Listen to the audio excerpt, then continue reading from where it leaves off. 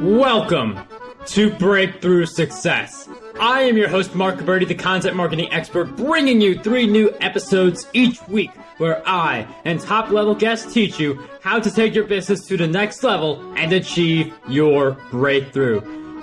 Hello, Breakthrough Success listeners. I just wanted you all to know before the episode actually starts, I've been working a little bit behind the scenes to give you something really special. So a while ago, I wrote my book, Content Marketing Secrets, which helps people create, promote, and optimize their content for growth and revenue.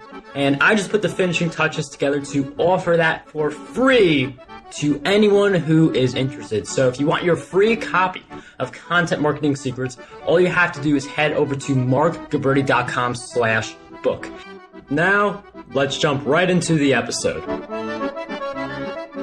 And if you want to achieve your breakthrough in business, one of the big things you need is social proof. You need people reviewing your products, reviewing your services, giving you good testimonials saying how you have helped them, because all that social proof really adds up. But it can sometimes feel really challenging to get that social proof. So we're going to explore how do we get all these raving reviews and testimonials for our products and services and our businesses in this episode. So today's guest is a multifaceted entrepreneur who believes in building integrity into everything he does. He has founded businesses in e-commerce, marketing, and financial services. He has generated over $50 million in revenue for his businesses, collected over 10,000 reviews and testimonials from customers, been named one of the most creative people in financial services, and has been called the Salesman Who Doesn't Sell.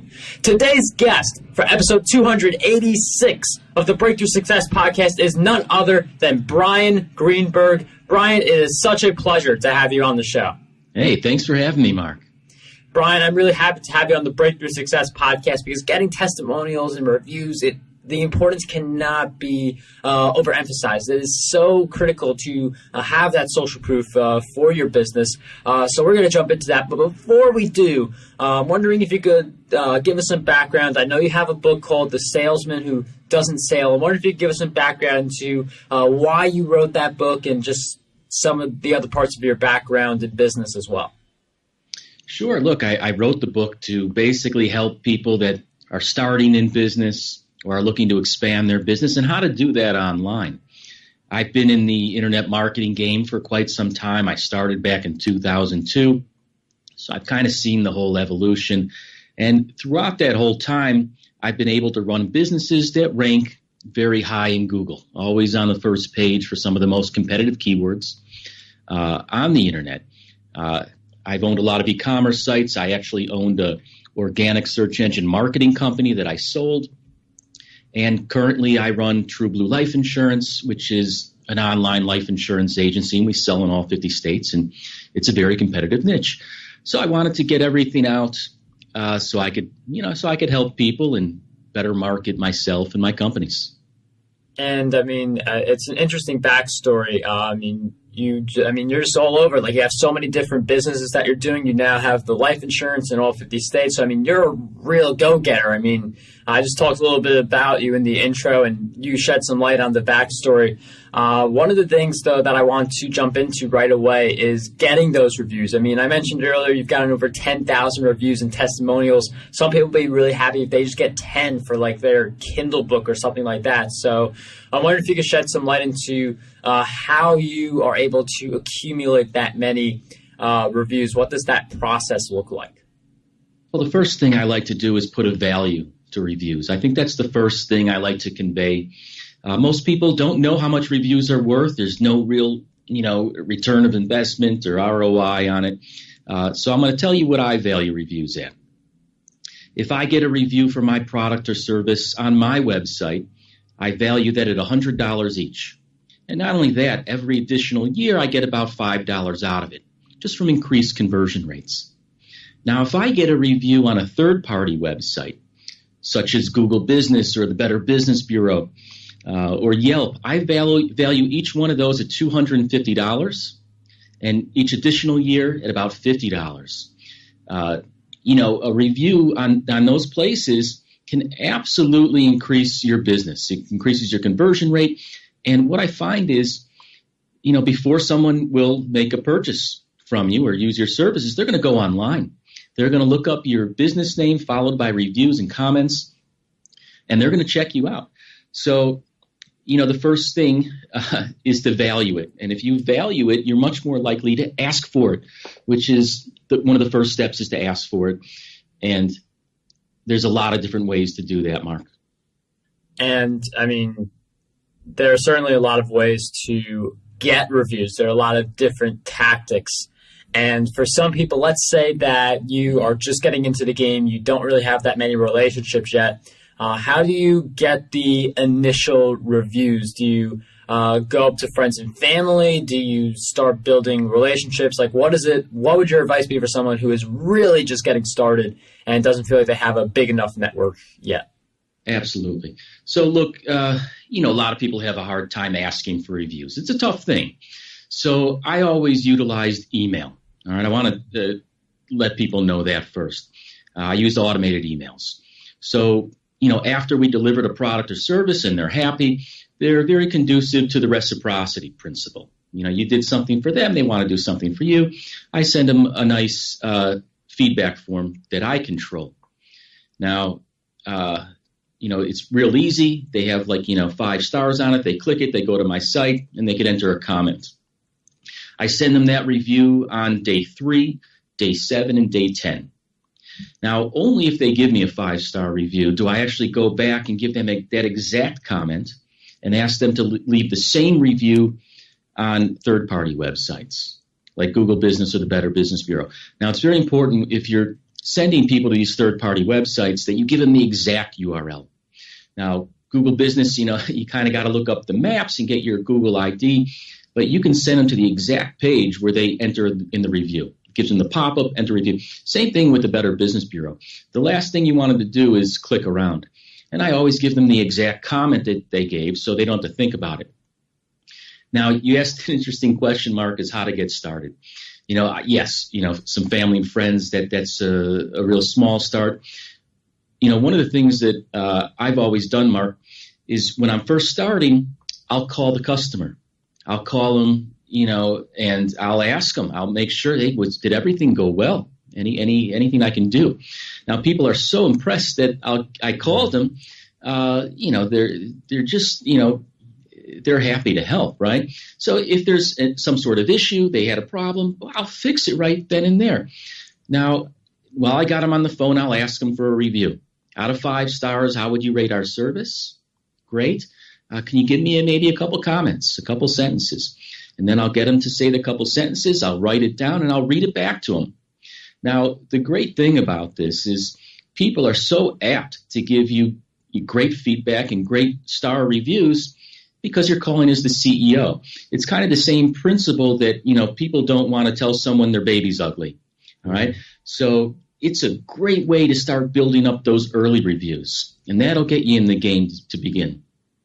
And Brian mentions a very interesting point. A lot of people like to communicate through email, through social media, but that phone call will really set you apart. And it's one of the things that can really differentiate you from the bigger guys because the big CEOs of major corporations, they don't have the time to call individual customers. They're more in decision-making. They are in some cases, they're doing a lot of work for one of their books, but the main idea is that a lot of people who are in higher positions, they don't have as much time to reach out, make those phone calls, and connect on a very strong one-to-one level basis. But let's say that you get your start, you're building momentum, and you're having a little more difficult time making all those phone calls just due to that scale factor and a limited amount of time that we have. So what's your advice for the bigger businesses or entrepreneurs who feel really swamped because they have a lot of different things going on? What's your advice for them to still be able to get these reviews and create a strong experience even if they can't go on the phone right away? Absolutely. Look, I think it's important to incentivize your employees. So in my insurance business, I have agents talking to pretty much everybody. Now, after they're approved for a policy, all the agents, look, I bonus my agents. I think that's the first thing you should do. Compensate your crew or your employees on getting those good reviews. And there's so much positive that comes from that. Now, if you're focused on getting good reviews from the beginning, you're apt to give great customer service, right? The other thing that I have all my customer service and salespeople do is they actually will ask the customer either verbally or by text message or email. They would say, hey, look, it would help so much if you gave me a review. I'm in a contest and it helps, or I get a bonus on it. And again, it's that theory of reciprocity. They built up a relationship with some of my employees and they want to help. So as soon as you ask, that's one of the main things is to always ask. If you can do it verbally, great. If you can do it more personal and have one of your employees ask for it, amazing. And then, absolutely just email. So many people don't email. Now, I do want to say one thing, though. Now, emailing people, a lot of people have hesitation because if they get a bad review on Yelp or Google, you can't get it down, right? So my theory has always been to first ask for a review that I control. It's on my system. So if I get a bad review, Mark, I could fix it, or I can absolutely just choose not to display it.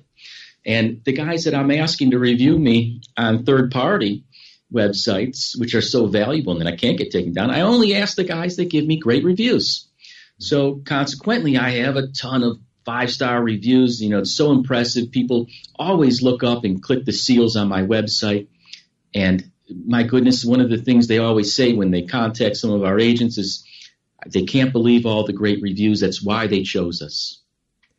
And I see how the reviews really build up on social proof. You see the top selling books on Amazon. I'm just using Amazon as an example. You see a lot of the top selling books, they have over 100 reviews, and that's not a coincidence. In fact, that's one of the things I'm trying to build up on for some of my books, like getting more reviews for my books so they too eventually have over 100 reviews for multiple titles that I currently have. So that's one of the goals that I'm currently working on. One of the things that I want to touch upon is, I've mentioned this number before, the fact that you have over 10,000 reviews and testimonials, which I find really impressive. But I'm wondering, how exactly did you get to that number 10,000? Like, what did the outreach work ethic look like? Did you reach out to a certain number of people each day? Did you get a certain number of people into a funnel and reach out to them and nurture that relationship? What did that outreach effort look like to get to where you are now, those 10,000 reviews and testimonials? I ask every single customer for a review, every single one. I've been running e-commerce websites, and I've done a lot of business. So everybody, I've always asked for reviews. I even ask reviews for two things, which I think people often miss. I ask a review for the product or service that they bought, and a review on my company. I've always done that. So I get kind of a double pop, right? Mm-hmm. Even on my insurance business, nobody asks for a review on the actual company and policy they bought. I do, right? And, you go on Amazon and you look, right? Well, you'll see people, they'll specify what they reviewed on, the size of the product, the color of the product, a lot more detail. So, if you just continually ask, and you automate that system, they're just going to come in, right? And if you're focused on giving great customer service as well. Now, I bonus my employees. I always have for reviews, so they're more apt to use them. And I value reviews. And I have a theory at my company. A lot of businesses, they have, the ABC, always be closing. I never did that. I always had ABN, always be nice. And it's like simple ideas like that where we become a little more human, that ABN, always be nice, instead of closing, where you're just viewing the customer as someone who has money in your wallet that should be in your wallet. So I really like that approach of ABN as opposed to ABC. And it really captures, again, that human to human, as I mentioned earlier. And I feel like that gives us an idea of one of the big things that really holds a lot of people back from getting these reviews, getting these testimonials, that idea where you're just acting as if the person can only give you a testimonial. You're not thinking about, how can I be nice to this person? How can I provide value? You're thinking, when is this person actually going to give me the testimonial? So I feel like that's something that holds a lot of people back. Brian, I'm wondering if you could share some of your thoughts on what else do you believe holds people back from being able to get a lot of reviews and testimonials for their products, services, and businesses. I think so many people, sorry, I keep going back to it, but they don't ask. People think of it as a term of bragging, or it's just it is an uncomfortable thing to ask for. That's why, if you have employees, make sure that you let everybody know how important these reviews are. I got to go back again. I bonus them. I tell them, we're running the special. I can pay a certain amount. I paid up to $50 for each review that my employees brought in for a while. Build them up. Get them into the, the mindset of this is how we do business, right? If you're not, look, I have agents on my, that are employees that don't get a lot of reviews. They get some, but they're from all the automated emails. Then I get others that get 2-3 reviews every day. It's again also, kind of hiring the right people. What was Howard Schultz, the owner of Starbucks? Somebody asked him one time, how do you get everyone in your stores to smile all the time? And he said, I just hire people that smile, right? So, hire the right people and make sure that they're asking for it and make sure that they have an incentive to ask for it. I even give monthly bonuses to the people that get the most reviews. And if you have that as an initiative, it's inevitable that you're going to start getting all these reviews, and you're going to automatically start giving great customer service, and it's going to start spinning that wheel of getting a great reputation. And I think as we've seen over the years how important reviews are to closing a sale. I mean, arguably they're one of the most valuable forms of social proof. And it's interesting you mentioned how you incentivize your employees. I know you mentioned this before to get those rewards. To get those reviews, and my apologies. And you, in a sense, do that to entice more people to participate, to act on this. And one of the things that I'm wondering is where exactly does content marketing play into the review formula? I could say something like on Breakthrough Success, please leave a review for the show if you enjoyed this episode. But are there any key things we could be doing with content marketing to boost our reviews? I think you could leverage the reviews on all your content marketing. Look, I have a much easier time promoting my business because I feel so good about it, right? I know that it makes people happy. I know that I have great customer service, and I know that I have all these reviews to back it up. So in any content marketing that I can do, I can say these things, and I can say them with confidence that we're different in our industry. I'm in a life insurance industry, right, or the insurance industry, and historically people have, very bad stereotypical feelings about that, and rightly so. Although I can separate myself from that, saying I'm the good guy in the industry. I'm bringing integrity to the industry, and I can show it. Please look at my Better Business Bureau. Please look at my Google Business. If you do that, you're going to go through those, and you're going to, weigh the odds that you're going to get a great experience like everybody else. So it just makes content marketing easier, right? And let's say you're going out to publications and you're trying to get something published. Well, that's great, but they're also going to look at your website, and they're going to look at your reputation. And if you have all those good reviews, they're going to be more apt to listen to you. You're going to be more apt to be respected as an expert and somebody who runs an honest and ethical and transparent business that any publication or anybody who's publishing anything will want to be associated with. So it's helped me in every content marketing I've done, because I think it's been easier for me to get those contributorships and those postings. And I really like how content marketing is a way to just amplify all the hard work that you did. With that, I see beyond the social proof, beyond someone going into your sales page or online to seeing these reviews, you're leveraging them. That's why I could see the review being worth $100 on your site or $250 for each third-party review. And with that leverage, it really does add up, especially as you can say you've gotten 10,000 reviews, show all these people saying all these great things about you, your product, services, your businesses. And it really does add up and gives you that leverage, as you mentioned, to write for publications, get various speaking gigs. So I really see that idea with leverage. One of the things that I want to talk about now is I know you weren't always this way. Like, people who are successful are not always successful. They have to learn their way and experiment their way to the success they want to achieve. So I wonder if you could share with us one big challenge you faced on your journey to getting reviews and building your businesses, and a powerful lesson you learned during that challenge. Sure. Look, I've always been very good at internet marketing. I've always been able to rank pretty much any business I went into as long as I focused on it. One of the things that held me back a little bit is I tried to do too many things. At one point, I had 8 different companies, and I had about 20 different websites.